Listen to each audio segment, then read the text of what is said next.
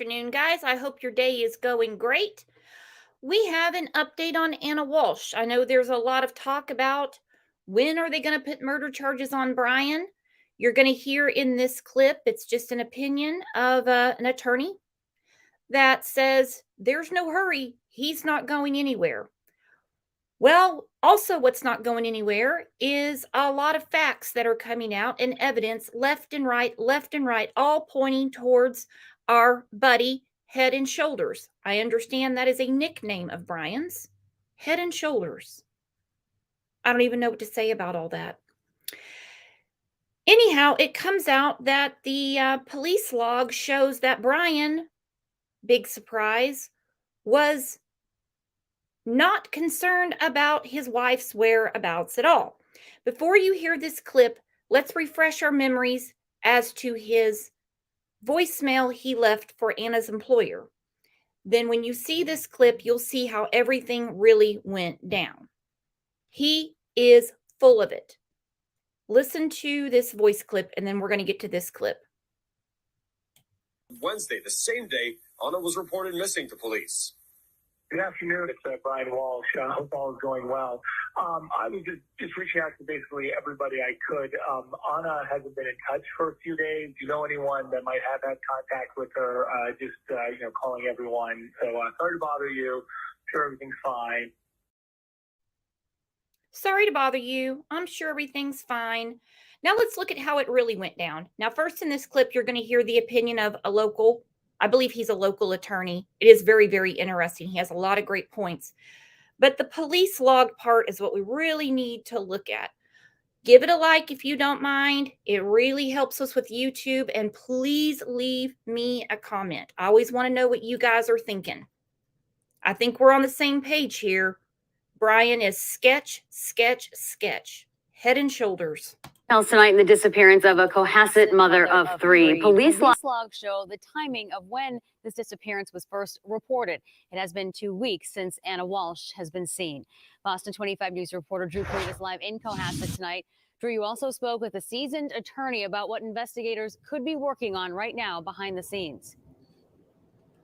Carrie, he suspects that investigators are working around the clock to tie up loose ends in the case against Brian Walsh as they wait for DNA results from the state crime lab. As you just mentioned, a police log we're seeing here at the Cohasset Police Department says it was Anna Walsh's employer who first contacted him to ask about her whereabouts and called police before he did. This is the type of case where people are very interested in what happened to her. As we enter another week without answers in the disappearance of Cohasset mother Anna Walsh, seasoned Massachusetts attorney Philip Tracy suspects that authorities are getting closer to forming a rock-solid case against husband Brian Walsh. Obvious to the public and to lawyers like myself doesn't mean proof beyond a reasonable doubt. You can never be premature in the processing of a case like this, where we are missing a body. He says the processing of evidence at the state crime lab can take weeks, if not longer. So far, investigators say they found blood and a knife with blood on it in the basement of the Walsh's rental home. Our sources have also told us that police found a hacksaw and a rug believed to contain biological evidence at a Peabody transfer station. The public wants to know right away, but they can't know it until it's proven, until it's boxed together. A Cohasset police log obtained by Boston 25 News is shedding new light on how the investigation first got started. It says a call requesting a well-being check was made on January 4th by a man who identified himself as the head of security at Anna Walsh's employer in D.C., Tishman Speyer. The log says Tishman Speyer contacted husband Brian Walsh before he reported his wife missing.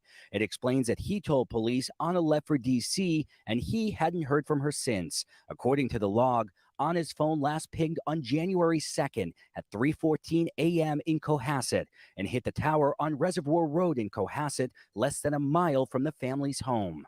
He's not getting out. He's not going anywhere. So there's no rush to them to say, we got to get him or he's going to escape the jurisdiction. That's not going to happen. He's already on a pretrial probation with the federal government, who will take control of his body if he ever made the $500,000. And Brian Walsh is locked up on that $500,000 cash bail on a charge of misleading a police investigation and has not been charged with harming his wife.